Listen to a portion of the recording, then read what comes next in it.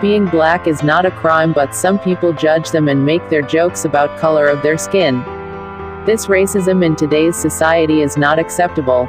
Discrimination based upon caste, color, height, weight, hair is unacceptable. If African Americans try to communicate with white people, then they just ignore them. Racism is a specific form of discrimination based upon the false belief that some groups of people are inherently and biologically superior to others. Racist behavior often results in racial discrimination, with its obvious negative consequences ranging from simple neglect, or the avoidance of those believed to be different and inferior, to more explicit forms of harassment, exploitation or exclusion. Racist violence has been on rise in America since 2017. White supremacist people had killed many African American.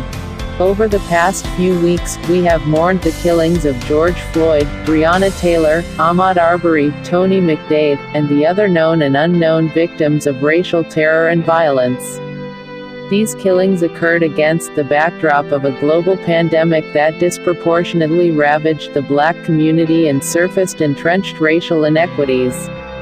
In our anguish, we have taken to the streets in protest, in every state and around the globe, to demand the dismantling of systemic racism in society.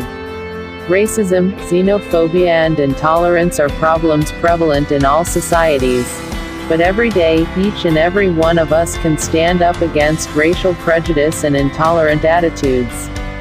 Be a human rights champion, fight racism and stand up for human rights. 4 ways to be an ally in the fight against racism. 1. Understand that systemic racism goes beyond police brutality. 2. Speak up against racism in the workplace and support black colleagues. 3. Target racism in education. 4. Petitions and political engagement. End systematic racism.